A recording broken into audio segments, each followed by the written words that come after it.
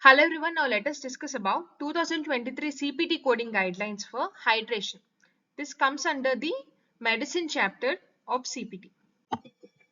Coming to hydration, the codes are 96360 and 96361. They are intended to report a hydration IV infusion to consists of pre-packed fluid and electrolytes, that is normal saline, D5 to half normal saline plus 30 milliequivalents of potassium chloride per liter, but are not used to report the infusion of drugs and other substances.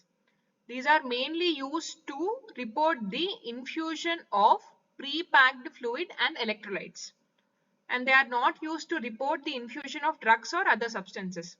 Hydration IV infusions typically require direct supervision for the purpose of consent, safety oversight, or intra-service supervision of the staff. And typically, such infusions require little special handling to prepare or dispose, and the staff that administers these do not typically require advanced practice training. The staff who administer the hydration IV infusions, they do not require advanced practice training. And after initial setup, infusion typically entails little patient risk and thus little monitoring is required. And these codes are not intended to be reported by the physician or other qualified healthcare professional in the facility setting. These codes are not to be intended. They are not intended to be reported by the physician or other qualified healthcare professional in the facility setting, that is hospital setting. For some chemotherapeutic agents and other therapeutic agents, they require pre and or post hydration to be given in order to avoid specific toxicities. Certain chemotherapeutic agents and other therapeutic agents, they require pre and or post hydration to be given in order to avoid specific toxicities. And a minimum time duration of 31 minutes. This is important. A minimum time duration of 31 minutes of hydration infusion is required to report this service. However, the hydration codes either 96360 or 96361 are not used when the purpose of the intravenous fluid is to keep open an IV line prior or subsequent to therapeutic infusion. This is also important.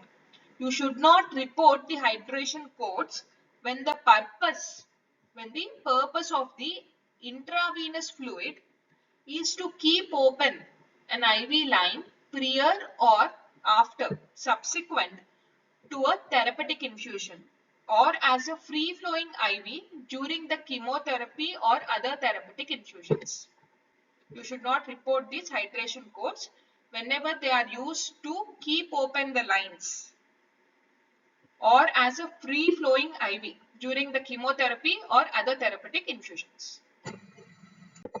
Now coming to the codes, there are two codes. The first one is 96360, that is intravenous infusion hydration, initial 31 minutes to 1 hour. As we have discussed earlier, a minimum of 31 minutes must be reported to use this service, to report this service.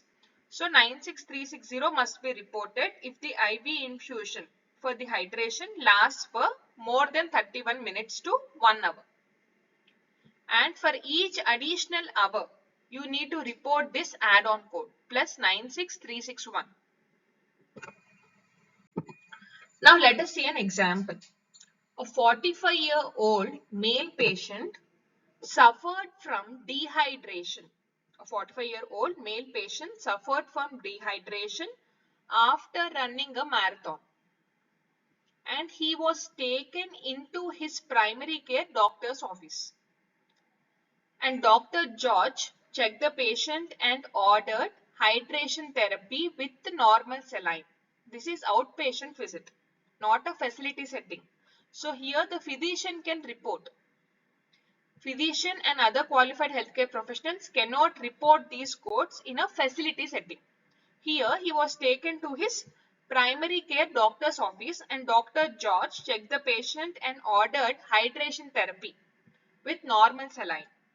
And the hydration lasted 45 minutes. How would you report the service? Here, our minimum 31 minutes time is exceeded. So the hydration lasted 45 minutes. It is less than 1 hour. So the appropriate CPT is 96360. Intravenous infusion, hydration, initial 31 minutes to 1 hour. Thank you for watching. Please subscribe for further videos on medical coding and CPC training.